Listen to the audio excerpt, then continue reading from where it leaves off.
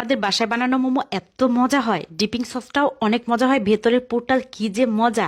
মোমোটা dipping sauce দিয়ে খেয়ে মানে মনে হয় না আর কোনোদিন মোমো কিনে খাবো, এটা এত মজা হয়। একসাথে অনেকগুলা করে এই জন্য বানাই, কারণ অল্প বানালে কারো খেয়ে মন ভরে না। এটা এত মজা হয়, ভেতরের পুরটাও অনেক বেশি স্বাস্থ্যসম্মত উপায়ে বানায়, কিন্তু স্বাদ অনেক বেশি হয়। মনে হয় এটা কাবাব ভেজে খেলেও অনেক ভালো লাগবে। ফ্রোজেন করেও কিছু রাখি, বাচ্চার টিফিনে ইজিলি দিয়ে দেওয়া যায়। আজকের ভিডিওটা সম্পূর্ণ দেখবেন ইনশাল্লাহ। মোমো বানানা না বানান, আপনার কিন্তু ভিডিওটা অনেক কাজে লাগবে। আর ভিডিওটা ভালো লাগলে একটা শেয়ার দিয়ে দিবেন। তো মোমো বানানোর জন্য প্রথমে ডো তৈরি করে নিচ্ছি। এজন্য এখানে 3 কাপ ময়দার সাথে 1 কাপ আমি কর্নফ্লাওয়ার দিয়েছি। কর্নফ্লাওয়ারটা অপশনাল, শুধু ময়দা দিয়েও বানানো যাবে। স্বাদ মতো লবণ আর 2 চা চামচ তেল দিয়ে তারপর একদম ফুটন্ত গরম পানি দিয়ে রুটির ডো এর মতো ডো তৈরি করে নিচ্ছি। ঠান্ডা পানি বা নর্মাল পানি দিয়ে এই ডোটা তৈরি করলে আটাটা অনেক বেশি স্টিকি হয়ে যায়, মোমোর শেপ দিতে একটু কষ্ট হয়ে যায়। এজন্য এটাকে একদম ফুটন্ত গরম পানি দিয়ে তৈরি করলে অনেক সুন্দরভাবে মোমো বানানো যায়। আর একটু কর্নফ্লাওয়ার দিলে মোমোর শেলের গাটা খেতে মজা লাগে আর কি। ডো বানানোর পরে আমার মেয়ের বায়না অনুযায়ী একটু গ্রিন কালার অ্যাড করে দিয়েছি। এটা সম্পূর্ণ অপশনাল, দেওয়ার আমার কোনো ইচ্ছা ছিল না, বাচ্চার বায়নার রক্ষার্থে দিলাম।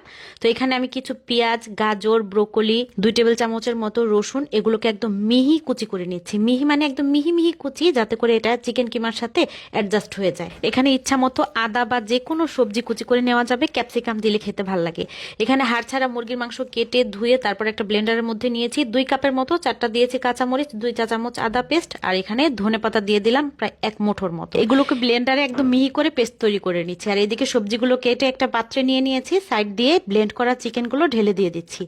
আর রসুন পেঁয়াজ যে কেটে রেখেছিলাম কুচি করে, ওইগুলো উপরের দিকে দিলাম। সাদা আর কালো গোলমরিচ, একটু পোলাওয়ের চাল দিয়ে একসাথে আমি গুঁড়া করে রেখে দিই, অনেক দিন পর্যন্ত সংরক্ষণ করা যায় এভাবে রাখলে। ওইখান থেকে আমি 2 চা চামচ গোলমরিচের গুঁড়া দিয়েছি, 2 টেবিল চামচ দিচ্ছি কিকো ম্যানের সয়া সস, যে কোনো সয়া সস দেওয়া যাবে, তবে অবশ্যই একটু ভালো মানের দিলে ভালো হয়। আর 2 টেবিল চামচ দিয়েছি ম্যাগি সয়া সস। ম্যাগি সসটা দিলে স্বাদটা অনেক বেড়ে যায়।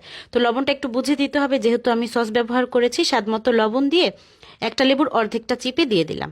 ঘ্রাণযুক্ত লেবুর রস দিতে পারলে সবচেয়ে ভালো হয়। তেল খুব ভালোভাবে গরম করে নিয়েছি, 2 টেবিল চামচের মতো। ওই তেলগুলো একদম গরম থাকা অবস্থায় আমি রসুনের উপরে ঢেলে দিয়েছি। গরম তেল রসুনের উপরে দিলে এর ঘ্রাণটা অনেক বেশি সুন্দর হয়, এজন্য এটা আমি সবসময় এভাবেই করি। তারপর সবকিছুকে খুব ভালোভাবে মিক্স করে আমি রেখে দিচ্ছি। চিকেনের এই মিক্সচারটা তৈরি করতে করতে এমন সুন্দর স্মেল বের হচ্ছিল, আর দেখতে এত লোভনীয় লাগছিল, মনে হচ্ছে এটাই কাবাব বানিয়ে খেয়ে ফেলি। এখন ডোটা কিছুক্ষণ রেস্টে রাখার পরে একটু রুটির মতো বানিয়ে নিচ্ছি। আর এদিকে আগের ভিডিওতে যারা কমেন্ট করেছেন সবার কমেন্টগুলো পড়ে নিচ্ছি। কুকিং উইথ নূরজাহান রংপুর থেকে, আলমগীর হোসেন সরকার কমেন্ট করেছেন সৌদি আরব থেকে, আবুল তাবুল চট্টগ্রাম থেকে, নিশি আক্তার কমেন্ট করেছেন ইতালি থেকে। কমেন্ট করার জন্য আপনাদের সবাইকে অনেক ধন্যবাদ। এই ভিডিওর নিচে যারা কমেন্ট করবেন পরবর্তী ভিডিওতে ইনশাআল্লাহ তাদের নাম আমি পড়ে দেব। ঝটপট জানিয়ে ফেলুন কে কোন জায়গা থেকে ভিডিওটা দেখছেন। তো আমি একদম পাতলা করে একটা রুটি বানিয়ে নিয়েছি, যতটা পাতলা সম্ভব। তারপর একটা বয়ামের গোল ঢাকনা দিয়ে ছোট ছোট রুটির মতো করে কেটে নিয়েছি। চাইলে ছোট ছোট লেজি কেটেও ছোট ছোট রুটি বানিয়ে মোমো বানানো যাবে, তবে এভাবে করলে অনেক তাড়াতাড়ি অনেকগুলো একসাথে বানিয়ে ফেলা যায়। তো একটা একটা করে রুটি নিয়ে 1 চা চামচের মতো পুর ভরে তারপরে এভাবে আমি মোমোর শেপ দিয়ে নিচ্ছি। মোমো কিন্তু অনেকে অনেক সুন্দরভাবে শেপ দিতে পারে, তো এটাই আমার কাছে সবচেয়ে সহজ মনে হচ্ছে আজকে। তো এভাবে অনেকগুলো মোমো বানিয়ে নিলাম। আমাকে এতগুলো মোমো বানাতে সাহায্য করেছে আমার মা আর আমার ভাস্তি। আর আমি চুলায় একটা প্যান গরম করে তার মধ্যে অল্প একটু তেল দিয়ে তার উপর মোমোগুলো দিয়ে দিলাম। এভাবে মোমো বয়েল করলে বা স্টিম করলে বলেন বা সেদ্ধ করলে বলেন, যেটাই বলেন, করলে আমার কাছে খেতে একদম বেস্ট লাগে, সত্যি বলছি। সামান্য একটু পানি দিয়ে দিয়েছি, মোমোটা হাফের চাইতেও একটু কম ডুবেছে, এরকম পরিমাপে পানি দিয়ে ঢাকনা দিয়ে ঢেকে মিডিয়াম আঁচে রেখে দিচ্ছি। যখন পানিটা একদম শুকিয়ে যাবে ঢাকনাটা খুলে দেব।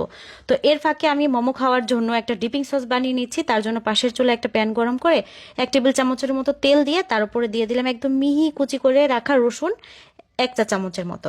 তার মধ্যে দিলাম আমি যতটুকু খুশি আর কি, 2 টেবিল চামচের মতো হবে টমেটো সস দিয়েছি, 2 টেবিল চামচের মতো হবে রেড চিলি সসটা দিয়েছি, 1 চা চামচের মতো দিয়েছি চিলি ফ্লেক্স। এখানে চাইলে একটা টমেটো দিয়ে সবকিছুকে ব্লেন্ড করেও নেওয়া যেত, তবে ওটা একটু সময় লাগবে। আমি দ্রুত শর্টকাটে করানোর জন্য এভাবে সব সময় করি, একটু ধনেপাতা দিয়ে দিয়েছি শেষ মুহূর্তে। আর লবণের পরিবর্তে 1 টেবিল চামচের মতো ম্যাগি সস বা সয়া সস যে কোনো একটা দিলে হয়, ম্যাগি সসটা দিলে স্বাদটা বেশি মজা লাগে। এরকম করে ডিপিং সস বানালে খেতে অনেক মজা হয়। তো আলহামদুলিল্লাহ এটা খুব মজা হয়েছে। এটা আমি একটা সসের বাটির মধ্যে রেখে দিচ্ছি। আর পাশের চুলার আমার মোমোটা কিন্তু স্টিম করা হয়ে গেছে। এভাবে মোমো বয়েল করলে হয় কি, নিচের দিকটা একটু মচমচে হয় আর উপরের দিকটা সফট থাকে। মানে স্টিম মোমোটা যেরকম থাকে উপরের দিকটা ওই রকমই হয়, আর নিচের দিকটা হয় একটু মচমচে, খেতে অসম্ভব ভালো লাগে। একদম ফুল স্টিম যেগুলো ছাঁকনির উপর দিয়ে করা হয় তার চেয়ে এটা খেতে কয়েক গুণ মজা। তো আমি এভাবে বেশ কয়েক ব্যাচ ভেজে ভেজে নিয়েছি। আজকে আমরা অনেকগুলো মোমো তৈরি করছি, সবাই একদম পাগলের মতো খেয়েছে আলহামদুলিল্লাহ। এত মজা হয়েছে এই মোমোগুলো, অনেক বড় মানের ভালো মানের রেস্টুরেন্টের চাইতেও খেতে অনেক বেশি মজা হয়েছে। বিলিভ মি, এভাবে একবার মোমো যদি কেউ একবার বানিয়ে খান, নিজের মোমোকে নিজে একদম ফিদা হয়ে যাবেন, প্রেমে পড়ে যাবেন। মোমো বয়েল করার সময় প্যানের মধ্যে একটু ছড়িয়ে ছড়িয়ে দিতে হয়, যাতে করে একটার গায়ের সাথে একটা লেগে না থাকে, কারণ এটা সেদ্ধ করার সময় একটু ফুলে ওঠে। ডিপিং সসের মধ্যে ডিপ করার পরে মোমোটা মুখে দিলে এত মজা লাগছে। আসলে এটা এমনিতে এত মজা, সসেরও প্রয়োজন হয় না। আর এই সসের সাথে খেলে তো একদম 100-র উপরে দেওয়া উচিত এটা মার্কিং। আর এরকম একটা বড় প্লেটে বা ট্রেতে ছড়িয়ে রেখে ডিপ ফ্রিজে রেখে জমাট বাঁধা পর্যন্ত অপেক্ষা করে তারপর তুলে একটা জিপলক ব্যাগ বা বক্সে ভরে সংরক্ষণ করা যাবে 15-20 দিনের মতো। বাচ্চার টিফিনে যখন তখন এভাবে বয়েল করে কিন্তু পাঠিয়ে দিতে পারবেন।